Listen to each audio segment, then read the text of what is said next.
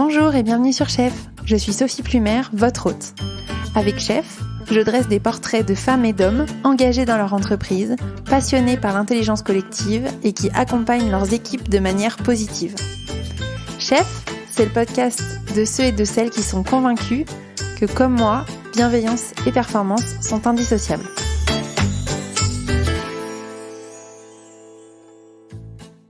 Aujourd'hui, je reçois Pierre-Emmanuel Petit à mon micro pour aborder le sujet de l'hypercroissance des entreprises et le sens que l'on donne à l'hypercroissance. Pierre-Emmanuel est un des cofondateurs d'Arpilab, une entreprise qui accompagne les pharmaciens à s'installer et à devenir des chefs d'entreprise. Arpilab est resté pendant 7 ans une entreprise de 4 collaborateurs, les 4 associés. Et puis un jour, ils se sont posé la question du sens de leur activité et ont eu envie de la faire grossir. Pas pour l'argent, pas pour la reconnaissance, mais parce qu'ils avaient envie de partager leurs apprentissages. Et en 3 ans, ils sont passés de 4 à 60 collaborateurs. Pierre-Emmanuel est passionné de développement personnel, donc il a pris le temps vraiment de bien m'expliquer avec beaucoup de prise de recul et de lucidité les différentes étapes par lesquelles lui et ses associés sont passés dans cette croissance, qui n'a pas été de tout repos. Il m'a partagé ses apprentissages personnels et aussi les conseils qu'il aurait aimé entendre avant de se lancer dans cette aventure. J'ai apprécié cet épisode parce qu'il est à la fois concret et il remet en question des convictions profondes. C'est aussi un exemple parfait de l'importance du sens, du pourquoi on fait les choses, du why qui est à la fois cher aux entrepreneurs, mais aussi de plus en plus cher aux collaborateurs qui ont besoin d'une réponse claire pour se sentir investis dans leur job. J'espère vraiment que cet épisode vous plaira et vous sera utile, que vous soyez manager, chef d'entreprise, entrepreneur en devenir, car je pense vraiment que la manière de bien accompagner la croissance de son entreprise, qu'elle soit forte ou moins forte, c'est vraiment un élément clé du future of work et du bien-être au travail. Si vous aimez cet épisode, pensez à laisser une note et un commentaire sur votre application d'écoute préférée. Je vous donne rendez-vous en fin d'épisode pour le traditionnel débrief. Je vous souhaite une bonne écoute de ma conversation avec Pierre-Emmanuel Petit.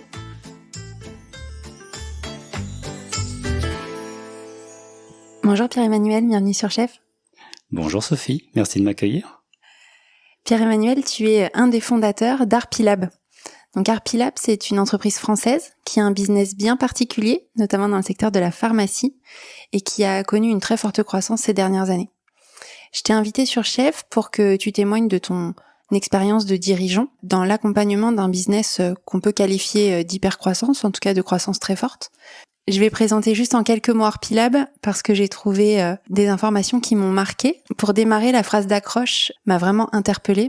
Vous écrivez « Arpilab, c'est l'histoire de quelques personnes. Des gars qui ont eu la naïveté de croire que grâce à une bonne intuition et parce qu'ils avaient des super diplômes, ils allaient révolutionner le monde de la pharmacie et accessoirement devenir riches. » Donc j'aimerais dans un premier temps que tu m'expliques un peu plus en détail pourquoi toi et tes associés vous avez décidé de vous mobiliser aux côtés des pharmaciens. Merci Sophie. J'ai quelques mots sur les pharmaciens. On parle de gens, et là j'utilise ce qu'ils disent d'eux-mêmes, qui ont fait 6 à 7 ans d'études sur des médicaments, des molécules, et qui ne sont absolument pas préparés à gérer des entreprises. C'est pas le sens, ça n'est pas l'idée de leur formation initiale qui leur donne un diplôme de docteur en pharmacie. Et puis, donc il y a environ un contingent de 60 000 pharmaciens en France, et il y a 22 000 pharmacies en France. Ça veut dire que il y a 22 000 pharmaciens qui vont se retrouver à la tête de ces officines. Et pour ceux à qui cette idée paraît tentante, eh ben ils se trouvent projetés dans l'entrepreneuriat. Ils se retrouvent projetés dans une posture où ils vont simplement acheter une entreprise. Et là, il y a des notions juridiques, financières, emprunts bancaires, et on parle de plusieurs centaines à plusieurs millions d'euros, parfois plusieurs dizaines de millions d'euros. Et après, on parle d'exploiter cette pharmacie. Et là, c'est la gestion courante d'une PME, le pilotage, la gestion des salariés, le management, de aucun jusqu'à 40, 50 salariés pour certains. Ah. Et ils ne sont pas préparés à ça. Et donc la mission d'Arpilab, c'est finalement de les accompagner selon 3 axes. Le premier, c'est la phase d'acquisition, Eh ben, comme pour acheter un appartement ou une maison, il faut aussi un apport personnel. Et là, on parle de plusieurs centaines à plusieurs millions d'euros, parfois, d'apport. Donc si on n'a pas la chance d'être soit bien né, soit d'avoir peut-être déjà cravaché pendant 20 ans dans une pharmacie pour constituer un apport, eh ben on se retrouve au pied du mur et on s'achète pas ce qu'on veut, on s'achète ce qu'on peut. Et ça, nous, on contribue à en fait enlever cette barrière. L'apport chez nous, c'est un enjeu, mais ça n'est plus une barrière. Et puis après, une fois qu'ils sont au volant de la voiture, une fois ça y est, ils ont les clés.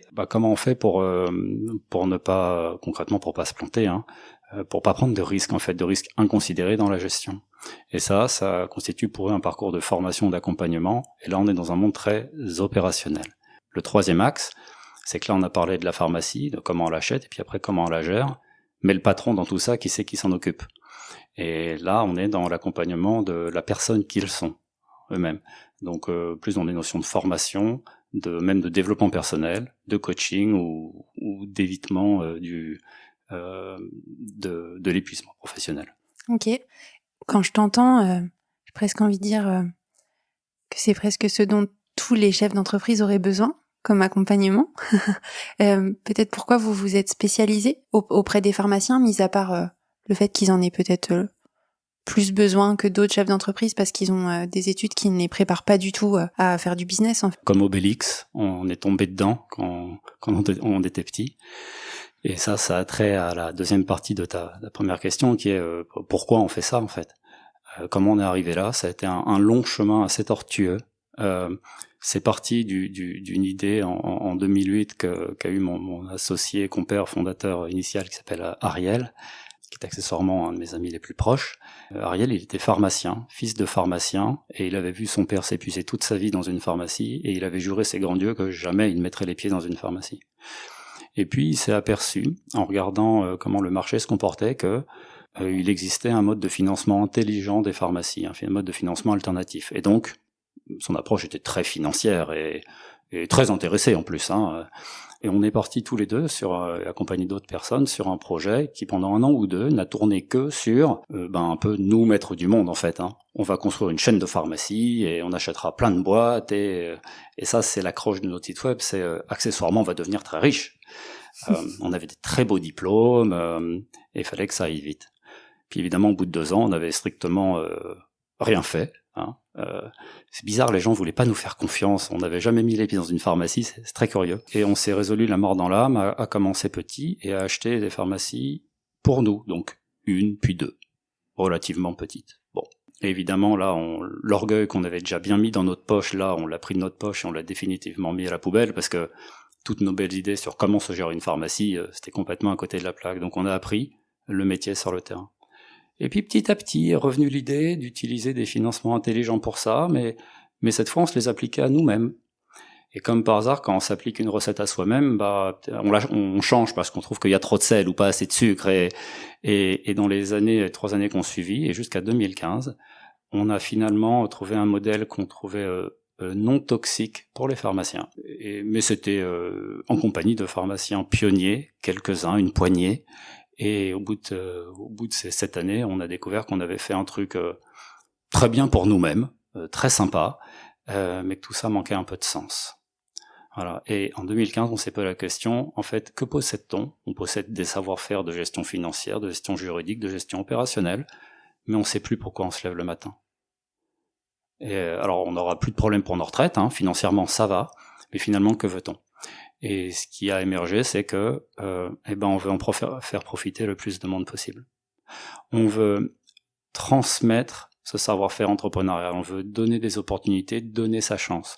On considérait que nous, on avait eu soit de la chance, soit une courte échelle, on sait pas trop, mais qu'on trouvait ça cool de pouvoir en faire profiter tous les autres pharmaciens. Voilà, de devenir quelque part une école de l'entrepreneuriat. Depuis 2015, qu'est-ce qui a changé? Parce que tu dis jusqu'en 2015, on était un peu tous les 4, etc. Et après 2015, il y a quelque chose qui a changé. Vous avez retrouvé du sens et vous avez décidé de développer votre entreprise de manière plus large. Oui, ce qui s'est passé, c'est que on s'est dit, on va en faire profiter plus de monde. Et donc, ça va être une autre échelle. Nous avions une certaine conscience que nous étions dans l'artisanat le plus total. Nous étions 4 associés, aucun salarié, aucun bureau. ça sert à rien les bureaux, ça coûte des sous. Et puis on était tout le temps sur le terrain, très heureux en compagnie de ces pharmaciens pionniers qui nous avaient fait confiance. Et puis on se dit il va falloir déléguer, donc on va embaucher une personne, et puis 2, et puis 3, puis donc prendre des bureaux. Et là, on dit souvent parfois que le mariage, c'est résoudre à 2 des problèmes qu'on n'en avait pas quand on était tout seul.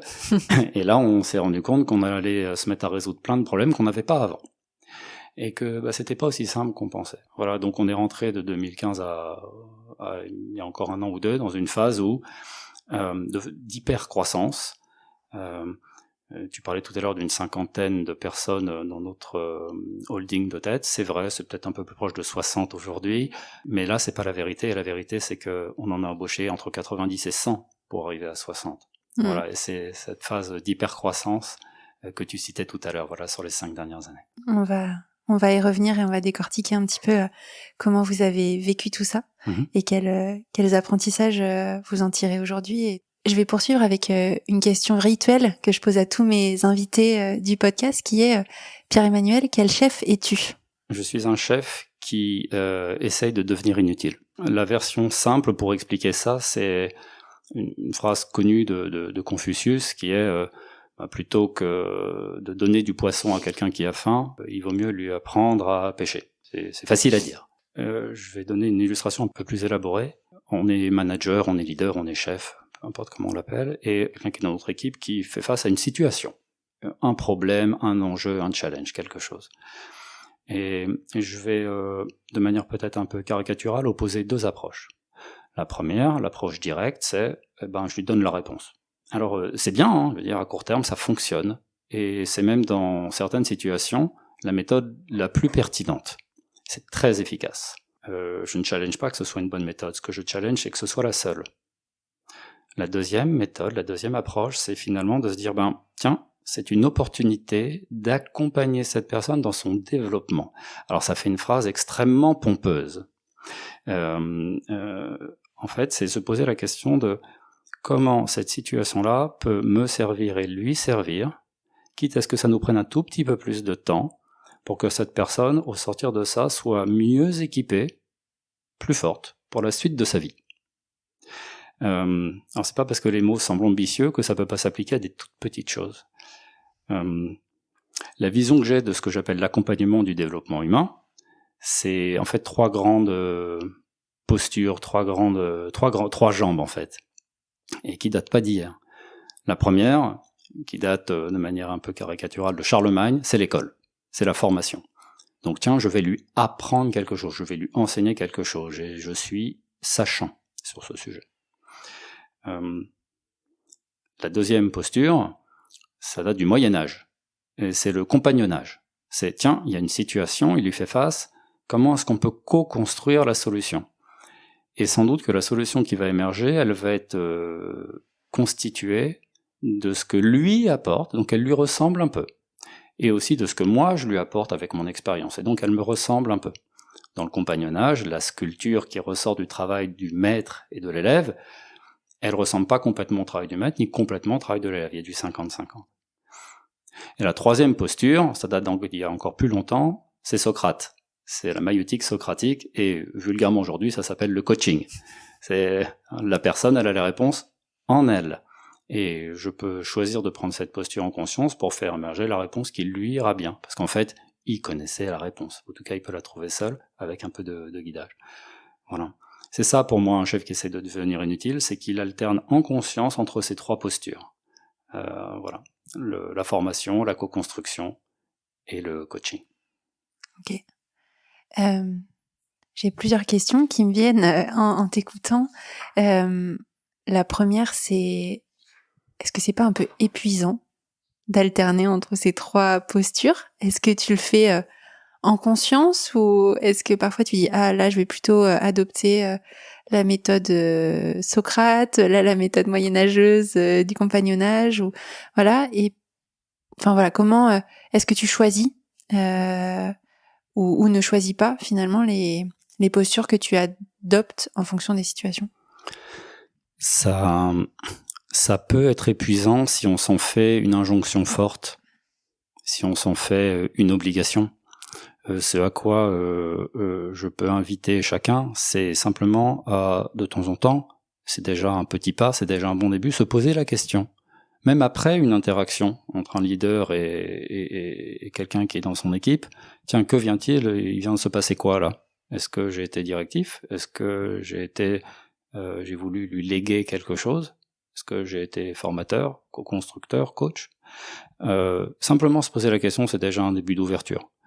Ça peut être épuisant, encore une fois, si on veut faire trop vite tout de suite. C'est quelque chose qui est, je pense, le travail d'une vie, et où demain sera mieux qu'aujourd'hui, aujourd'hui est mieux qu'hier, mais c'est vraiment des petits pas pour faire ça de manière non épuisante. Ok. Et ma deuxième question, c'est si tu es un chef qui fait bien son travail de formation et d'accompagnement de ses équipes, et que tu arrives à tes fins, à savoir être inutile, en reprenant tes mots, à quoi tu sers ? Parce que je te pose la question volontairement, hein, parce que je me dis, il y a des chefs qui doivent nous écouter, qui se disent, mais moi au contraire, je veux montrer toute mon utilité à la structure, et presque toute la journée, je me bats presque pour montrer à quel point je suis utile. Et toi, tu nous dis que tu cherches à faire l'inverse. Donc, si tu es inutile, à quoi tu sers ? Il y avait déjà un début de réponse dans ce que tu donnais comme illustration, qui se battent pour montrer leur utilité. Donc ça déjà, ça veut dire quelque chose. Alors, je vais utiliser un parallèle que j'affectionne et pour illustrer, encore une fois, ce devenir inutile d'une autre manière. Et je vais utiliser, par exemple, une relation parent-enfant. Alors, je commence par un gros warning. Ce n'est pas parce que je vais utiliser un parallèle avec une relation parent-enfant que je dis que une relation manager-manager est une relation infantilisante ou de parent-enfant. Mais en revanche, je vais aller y chercher métaphoriquement des composantes communes. Et je vais prendre l'exemple de ma propre fille qui a 5 ans. Elle s'appelle Maya. Elle a 5 ans et l'un des thèmes du moment, c'est apprendre à faire du vélo. C'est assez classique autour de 5 ans. Et bon, alors moi parent, on peut dire moi manager, j'ai une mission, apprendre à faire du vélo. Alors déjà, est-ce que ça a du sens pour moi ? Oui. Ça a du sens pour elle ? Oui. Très bien. Et puis il y a toute la pratique de l'apprentissage. Alors je lui apprends. Alors au début, on tient bien les épaules parce qu'on veut pas qu'elle se casse la figure. Elle se fracasserait le crâne par terre. Elle partirait à l'hôpital. Donc aucun parent ne veut ça. Et puis petit à petit, du temps passe. Et puis au bout de 5 à 6 mois, petit à petit, je me distancie. Et puis les mains s'éloignent des épaules. Et puis à un moment, je m'éloigne du vélo. Et je peux sans doute miser sur le fait que d'ici quelques semaines, elle aura plus besoin de moi. Et puis elle se sera écorché le genou plusieurs fois, ça paraît difficilement évitable, donc le monde sera imparfait, je dois en faire mon deuil, mais ce qui serait lunaire, ça serait que je veuille pour que surtout elle ne s'écorche pas le genou, je vais continuer à garder mes mains sur les épaules et sur la selle, jusqu'à quand ? Jusqu'à ce qu'elle ait 20 ans ? Hein ? Donc avec cet exemple extrêmement trivial, il y a déjà tous les enjeux de comment j'enseigne quelque chose à quelqu'un, comment je me distancie. Et pourquoi cet exemple est puissant ? Parce que ça répond à ta question, parce que je suis devenu inutile. Vraiment ? Alors je suis devenu inutile vis-à-vis du vélo. Parce que quand ma fille aura 15 ans, je suppose que le sujet du moment ne sera plus si elle a besoin de ses petits trous pour faire du vélo. Ça sera un autre sujet du moment, et j'aurai plein d'autres trucs à lui apprendre. Ça sera, j'y suis pas encore, mais les sujets de 15 ans, attention à la drogue au lycée, j'en sais rien. Et puis quand elle aura 25 ans, on parlera plus de drogue au lycée. Je serai aussi devenu inutile par rapport à ce sujet-là. Ça sera comment j'achète un appartement, que sais-je. Et donc en fait, tendre à vouloir devenir inutile, si c'est dit comme une injonction comme ça, évidemment que ça passe pas. Mais c'est pour le sujet du moment, comment je deviens utile sur ce sujet-là, comment j'y tends en tout cas, parce que ça laisse la place à autre chose après. Ça me laisse plus de temps pour gérer d'autres choses, et puis de toute façon la nature a horreur du vide, donc la vie va nous envoyer à nous, managers et managers, à nous, équipes, des tonnes d'autres sujets à traiter, et donc si je peux ne plus être en mode un peu contrôlant, un peu babysitting, je justifie ma position de manager, je m'y accroche sur ce premier petit sujet, on traitera mieux tous les autres qui vont se présenter. Voilà. J'ai envie d'aller un petit peu plus loin dans ce que tu viens de finir de dire. Donc on voit bien l'utilité pour le collaborateur, la collaboratrice ou ta fille, en l'occurrence, si on prend l'exemple du vélo, pour la structure, pour ton entreprise. Quel est le bénéfice d'avoir des managers qui cherchent à être inutiles sur certains sujets et finalement cherchent à faire monter leurs collaborateurs en compétences à des niveaux presque équivalents parfois à celui que toi tu as sur un sujet. Qu'est-ce qu'en retire ton entreprise Arpilab par exemple?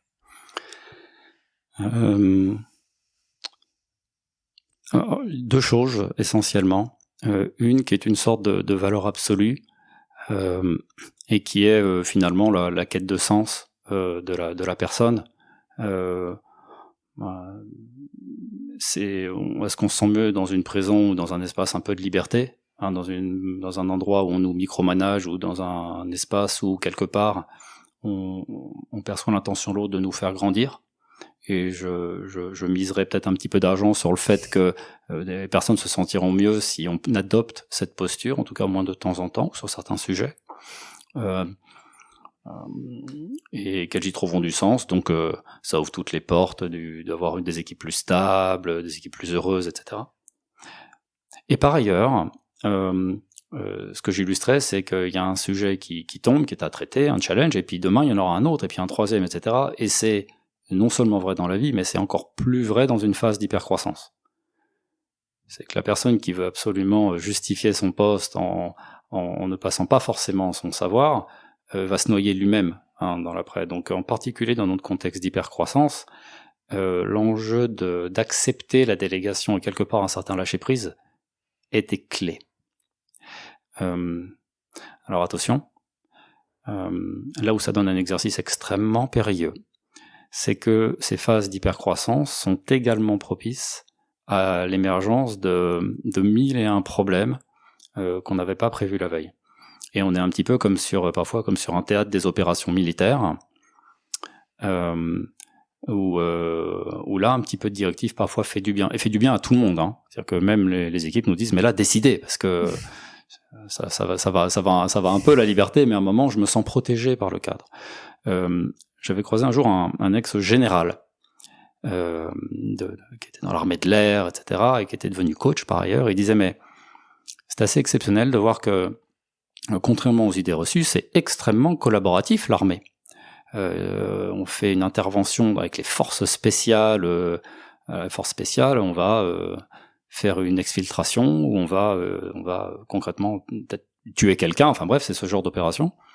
Et ben toute la préparation avec les équipes, indépendamment des grades, c'est ultra collaboratif, brainstorm, etc. Tout le débrief post-opération est ultra collaboratif.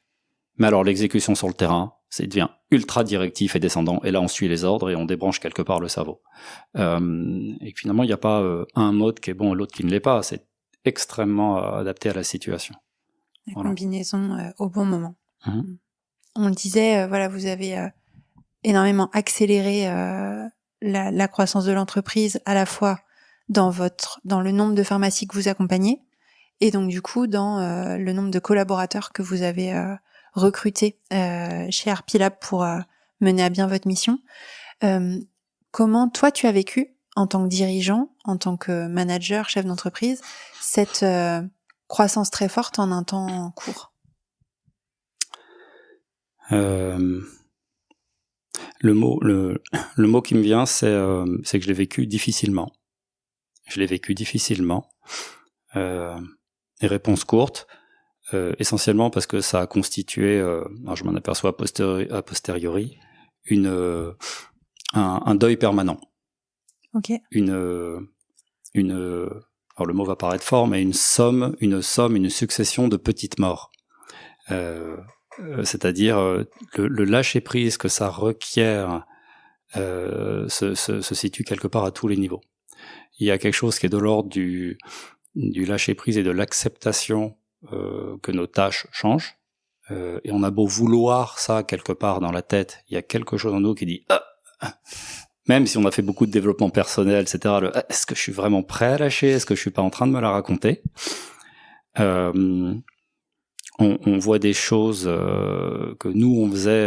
Alors en plus on avait 7 années de pratique, hein, donc on était devenus experts dans ce qu'on faisait, et des experts artisans qui par définition finalement n'ont pas de procédure, font ça intuitivement, font ça de manière inconsciente, et ça tourne très bien. Et là tout à coup il y a d'autres personnes qui se mettent à faire les trucs qu'on leur dit de faire. Alors non seulement on leur a pas bien expliqué, parce qu'on n'est pas capable de savoir ce qu'on faisait avant, c'était pas dans les couches conscientes. Et puis c'est pas fait aussi bien que nous, et puis c'est pas fait comme nous, et à chaque fois il y a un petit deuil à faire. Il y a en plus, alors je vais parler de moi personnellement, moi j'ai une relation particulière à l'humain, et notamment au lien entre les êtres humains. Et avec les pharmaciens, j'ai toujours de forts liens d'affection en fait, non fins. Hein. Et puis quelque part, laisser d'autres personnes interagir avec eux, se jouer chez moi, mais sans que j'en ai conscience, la notion de perte du lien, et que je vais plus pouvoir leur parler maintenant. Ou en tout cas, il faut que je me réinvente pour trouver quelque part un autre prétexte pour leur parler. Puis au fond du fond, pour moi, c'était est-ce qu'ils vont continuer à m'aimer, quoi, hein. Alors ça, c'est beaucoup plus simple une fois qu'on a posé des mots dessus, mais c'est avec le recul. Mais pendant, c'était d'une douce violence, hein, quotidienne. Voilà. Parce que ce qu'on faisait, c'était pas parfait. Alors, ça pourrait pas être parfait, mais c'était, il y a ce qu'on s'est imaginé qu'on ferait, on s'imaginerait que ça irait vite et bien, et puis finalement, ça prend du temps, et puis c'est pas comme on imaginait. Voilà. Quelles ont été les difficultés principales que vous avez rencontrées? Tu nous disais tout à l'heure, et j'ai compris à demi-mot qu'il y avait eu quelques difficultés de recrutement. Tu nous disais pour arriver à 60 personnes, on a peut-être embauché 100 personnes ou plus. Est-ce qu'il y a eu cette difficulté-là ou d'autres avec le recul? Comment t'identifies peut-être les choses qui ne se sont pas passées comme prévu et qui auraient pu être améliorées? Oui, si on regarde notamment le sujet de pourquoi 90 embauches, c'est peut-être 80 ou 100, j'en sais rien, pour finalement arriver à une soixantaine de personnes aujourd'hui, on trouverait des causes multiples comme des fiches de poste peu ou pas écrites, de mauvaises intuitions, parfois des gens toxiques aussi, hein. On a eu droit à notre lot, alors il est extrêmement faible dans la population, je sais pas, de 1 à 3%, mais de personnes très rares, mais finalement mauvaises, dont il faut s'éloigner. Bref, mais tout ça, je pense, avec le recul, ne sont que finalement des conséquences de causes plus profondes, hein, dont on a pris conscience qu'après coup, en fait. La première, je pense, c'est qu'il y a une notion autour de l'explicitation, en fait, de ce qu'on cherche. On nous avait dit, ça nous semblait être du bon sens, de posez votre vision, posez votre mission. Alors oui, on prend ça comme une injonction, on le fait. Et puis finalement, on se rend compte au bout de quelques années que ce qu'on avait posé comme mission, c'est pas la mission. Et on s'en rend compte en se cognant. Okay. Un exemple, dans notre mission, il y avait, quelque part, on rachète des pharmacies, etc. C'était dans le milieu de la phrase. Bref, on fait des deals d'acquisition. Hein. Et puis un jour arrive une discussion entre moi et une pharmacienne. Alors ça fait 6 mois qu'on travaille ensemble. Elle s'est portée sur un projet, puis un deuxième projet, un troisième projet, et il émerge au fur et à mesure d'une discussion avec elle que elle réalise que ce qu'elle veut, c'est pas devenir titulaire, c'est avoir un deuxième enfant. Donc superbe émergence. Enfin, moi j'étais très heureux pour elle qu'elle mette des mots dessus. Quelque part qu'elle me le livre, en plus j'étais privilégié, et tout à coup elle se reprend, elle fait mais zut, à qui suis-je en train de parler? Elle se disait mais je vais vous planter un deal, quoi, tu viens de te tirer une balle dans le pied, et elle était tiraillée. Je lui dis non, c'est très bien là, on a fait ce qu'il fallait, c'est super, tu sais ce que tu veux faire en fait, et ça c'est beau. Et elle en revenait pas. Et puis en interne aussi j'ai eu quelques feedbacks du style oui mais en fait qu'est-ce que t'as fait là, on pouvait faire une pharmacie de plus. Je dis oui mais c'est pas notre mission. Ah non, excuse-moi, il y a écrit acheter des pharmacies dans les échanges. Oui, en fait non, c'était pas ça. À chaque fois qu'on a posé notre vision ou notre mission, en la confrontant à la réalité, on se rend compte au bout de parfois quelques semaines, parfois quelques mois, ou parfois quelques années, que bah, c'était pas complètement ça. Il y avait quelque chose d'encore plus profond. Et donc, ce qu'on n'a pas fait, c'est expliciter dès le début ce qui est vraiment important. Parce qu'une fois que ça s'est posé, ces principes fondamentaux, ils changent pas, en fait. Et là, c'est beaucoup plus simple pour des équipes de comprendre dans quel sens elles s'inscrivent. Parce qu'elles vont tout faire pour suivre la mission qui est donnée, hein. Mais si c'est pas la bonne, ça donne des fausses notes à certains moments. Voilà. Deuxième erreur qu'on a faite, c'est, je dirais, un leadership pas clair. On était une bande de potes, on était une sorte de clan, hein. Vous êtes combien de fondateurs? 4. Ouais, c'est ça. Voilà. À des degrés divers, mais en gros c'est ça. Et donc et puis arrivé à différentes époques, et puis avec des envies un peu différentes, etc. Donc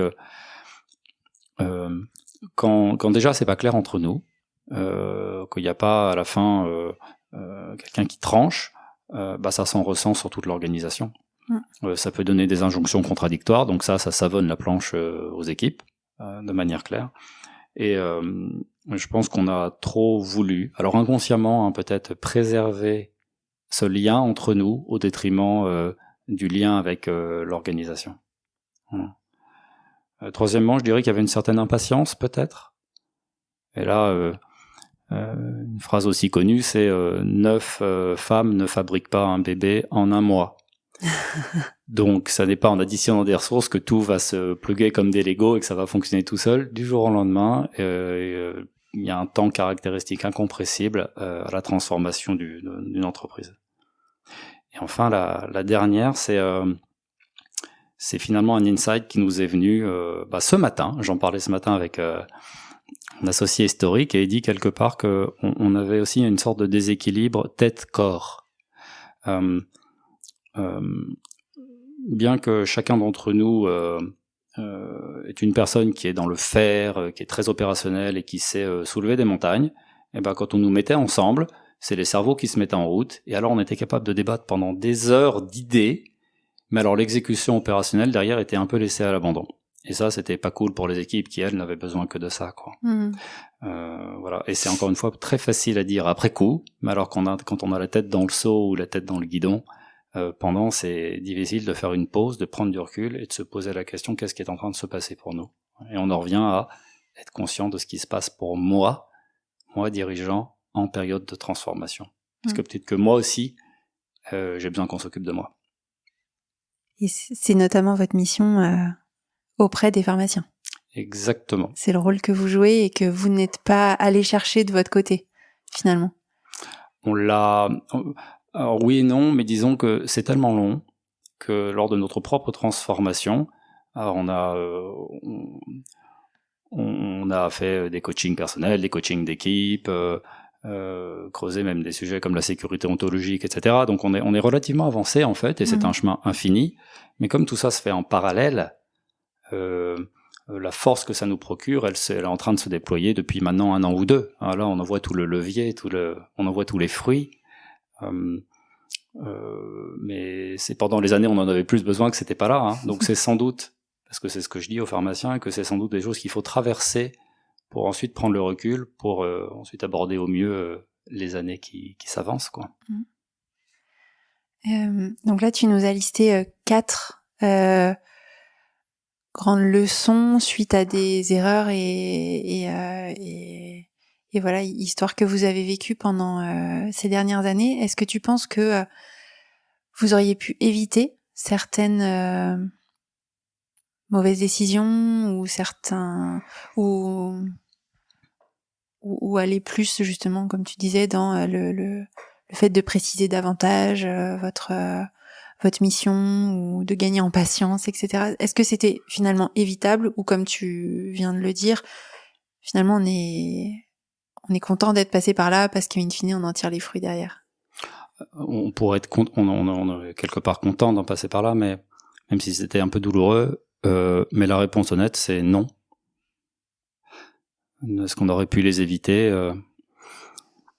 En fait, la croyance fondamentale que j'ai et que j'applique aux autres, c'est que chacun fait du mieux qu'il peut avec les ressources qu'il a au moment où il est en train de faire cette tâche. Et donc, ce qu'il fait, c'est le mieux qu'il puisse faire. Voilà. Et donc non, on ne pense pas qu'on aurait pu faire différemment, remis dans les mêmes situations. Alors, question qui est donc différente fort de ce qu'on a appris, est-ce qu'on fait des choses différentes aujourd'hui, ou là on regarde vers le futur. Voilà, mais en toute honnêteté, en se regardant dans un miroir, non, on n'aurait pas pu faire mieux, quoi. Ok. Aujourd'hui, où vous en êtes de ces quelques difficultés et qu'est-ce qui vous attend pour la suite en termes de développement d'entreprise, de croissance d'entreprise? Est-ce que vous allez continuer à être sur un rythme aussi élevé, et est-ce que vous avez réglé ces 4 sujets dont tu viens de nous parler? C'est une excellente question parce que oui, la croissance va pas s'arrêter. Alors elle va pas être aussi abrupte, mais ce qui va être commun, c'est qu'elle va être tout aussi transformante. C'est-à-dire que l'organisation dans 3 ans, on pourrait dire que ses fondamentaux n'auront sans doute pas changé. Une partie acquisition juridico-financière, etc., une partie accompagnement opérationnel, une partie accompagnement de la personne. Mais alors la manière de le faire, peut-être les gens pour le faire, oui, ça continue à se transformer à vitesse grand V. Alors, et en fait, sur les 4 éléments que j'ai cités, oui, de grands pas ont été faits, puisque on n'est jamais complètement conscient, mais on a fait de grands pas dans la conscience de ce qui se passe pour nous maintenant. C'est essentiellement ça qui a changé. Donc on a des réflexes, et maintenant peut-être d'un peu plus de patience dans la transformation de l'orga et la transformation des gens. Et par ailleurs de capturer le savoir-faire dès le début, de plus écrire, de plus noter, pour que l'organisation soit un tout petit peu moins dépendante des gens en termes de leur savoir-faire, on va dire un peu académique, qu'elle puisse plus se reposer sur les gens en termes de force vive accompagnante des pharmaciens. Je sais qu'on a des auditeurs et des auditrices qui sont aussi soit des managers, soit des leaders d'entreprises en forte croissance. Est-ce que tu aurais peut-être des conseils, des bonnes pratiques, un état d'esprit à conseiller pour ces gens qui nous écoutent et qui sont en train de vivre ce que tu as vécu et ce que tu es toujours en train de vivre pour Harpilab? Alors je vais humblement me contenter de 3 choses que moi j'aurais bien aimé qu'on me dise. La première est extrêmement pratico-pratique, c'est se demander à quoi ils dépensent leur temps. On a une petite phrase chez Harpilab qu'on répète, qui veut bien l'entendre, c'est ce qu'on a de plus précieux dans la vie, c'est son temps. C'est la ressource la plus précieuse. Et si on le descend dans l'échelle du quotidien, s'il y a une chose qui est sûre, c'est que dans ces situations-là, manager, leader en forte croissance, notre journée va être faite de centaines d'emails, d'injonctions, de demandes, de problèmes, de trucs pas prévus, et qu'on n'arrivera pas à tout faire. Et donc simplement déjà commencer sa journée en étant clair sur c'est quoi les 3 trucs que je vais avoir fait aujourd'hui, juste ça comme point d'ancrage pour garder un cap, ça c'est déjà pas mal. Le deuxième conseil que moi j'aurais aimé qu'on me donne, c'est, je reviens sur quelque part la vision, et je vais enfoncer une porte ouverte. Il faut être clair sur sa vision. Et je vais prendre l'image du tire-fesse au ski. Parce que moi aussi, on m'avait dit il faut être clair sur sa vision. Je disais ouais, c'est bon, je le sais. Et je pensais l'être. Et au tire-fesse, quelqu'un qui n'en a jamais fait, on lui dit attention, ça tire. Hein. Ouais, d'accord, ça va tirer. Mais tu fais attention, tu plies un peu les genoux, etc. Ouais, c'est bon, je suis prêt. Et puis après, le tire-fesse démarre. Et là, on se fait gronder parce que la personne nous dit ouais, vous auriez pu me le dire que. Et donc, se challenger et peut-être une méthode que je proposerais, c'est j'ai une vision, j'ai une mission, c'est la confronter à des cas de vie réels pour s'assurer qu'il n'en sort pas une substantifique moelle plus profonde, ce qui nous est arrivé 4 ou 5 fois d'affilée. Ah, en fait, c'était pas ça vraiment, c'était plutôt ceci, parce qu'on se cognait à la vie. Et la troisième chose, ça serait, je vais choisir mes mots, mais d'aller interroger le rapport qu'on a à la confiance. Alors la confiance, c'est un concept assez amusant parce que c'est un peu comme les émotions. Il y a ce site commun que tout le monde sait ce que c'est quand on leur demande. Bien sûr, je sais ce que c'est que la confiance, je sais ce que c'est qu'une émotion. Mais après, si tu demandes à des gens de le définir, alors là, il y a soit un blanc, soit des gens qui se grattent la tête, soit 30 définitions pour 30 personnes différentes. C'est fascinant. Et là, en fait, alors là, je peux recommander, il y a quelqu'un qui s'appelle Pierre Vinicki, qui a développé depuis 13 ans maintenant un modèle de mesure, non peut-être pas du niveau de confiance, mais du rapport que chacun a à la confiance, ce qu'il a construit, ce qu'il a détruit, et qui est une sorte de modèle universel, selon 7 grands axes. Je donne 2 illustrations. Un des axes, c'est le rapport aux règles, le rapport au cadre, le rapport à la cohérence entre les paroles et les actes. Un autre, c'est le droit à l'erreur, par exemple. Et chacun peut ressortir de là avec une compréhension un peu plus claire sur, finalement, ce qui construit la confiance chez moi, c'est ceci ou c'est cela, ou ce qui va durement attaquer la confiance, c'est ça. Outre l'aspect mieux se connaître, qui nourrit un peu l'ego, etc., c'est une boussole très précieuse quand on va rentrer dans des phases de forte transformation où finalement on a un plan mais on sait pas trop ce qui va nous arriver dans la grande essoreuse de la croissance. Mais un truc qui va se jouer, c'est la relation avec les autres. Et notamment, puisqu'on parle de lâcher prise, on parle de confiance. Et donc ce à quoi j'inviterai les gens, c'est à sortir du mot tarte à la crème confiance, qui est un peu un mot valise, pour aller explorer ce que ça veut vraiment dire pour eux. Parce que je miserais bien quelques euros sur le fait que ça veut pas dire la même chose pour la personne qu'ils ont en face d'eux. Voilà. Ok.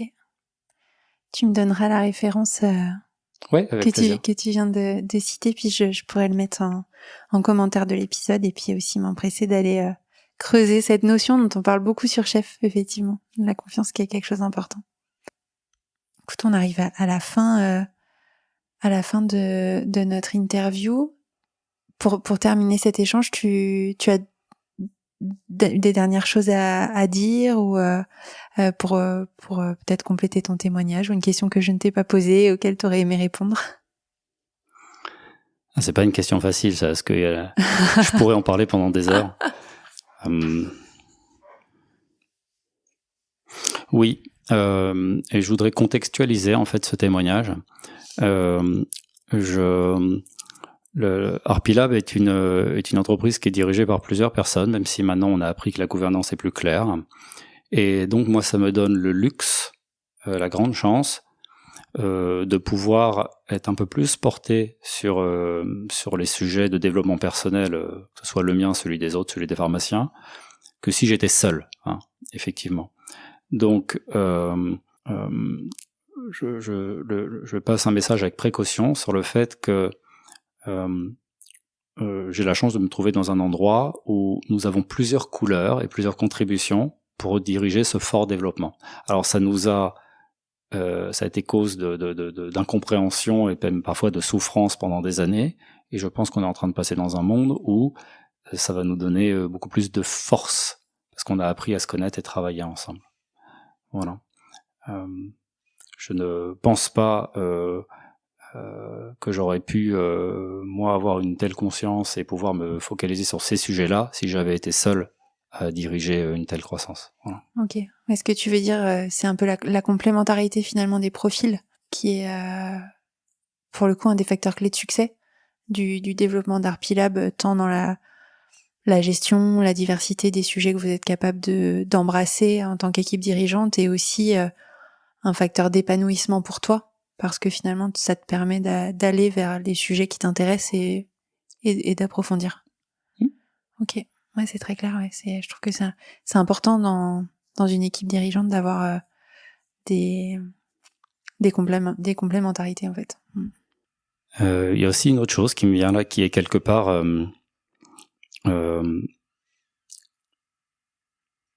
si certaines personnes, si ça résonne chez certains, là, le fait de se devenir inutile, etc., c'est ce à quoi je les inviterais, c'est pour ceux qui hésitent un petit peu parce que l'eau leur paraît trop chaude, trop froide et qu'osent pas mettre forcément un doigt dedans, c'est déjà commencer par poser l'intention pour eux-mêmes. Par exemple, dans 2 ans ou dans 4 ans, je me vois où et est-ce que j'ai encore envie d'être en train de faire ce que je fais et comment je change ça. Si on pose pas l'intention au début, si ça reste comme une injonction, ça marchera pas. La deuxième chose que je leur recommanderais, c'est la technique des petits pas, puisque c'est une histoire de confiance qui se joue. Personne ne leur demande d'être pleinement dans cette posture du jour au lendemain. Et ça commence même par des choses extrêmement bêtes. C'est finalement, par exemple dans les entreprises, il y a parfois un mécanisme de contrôle des achats. Hein. Et j'invite le leader à se poser la question, mais pourquoi est-ce qu'il a besoin de contrôler les achats de fournitures ? Quelle peur l'habite sur le fait que le monde va s'effondrer si jamais il lâche ça, hein. Et avant de lâcher des trucs trop gros, ce qui ne marche pas, commencez par faire des petits pas. Ça, c'est aidant. Et enfin, ça on en a un peu parlé tout à l'heure, c'est finalement ne pas hésiter à se faire accompagner soi-même. Ça peut être un coaching, ça peut être de la supervision. Il y a plein de ressources. Parce qu'encore une fois, quand on est dirigeant, on a quelque part charge d'âme, donc on s'occupe de tous les autres, et puis qui s'occupe de nous-mêmes. Hein. Voilà. Donc, et qu'on en ressort plus fort en fait.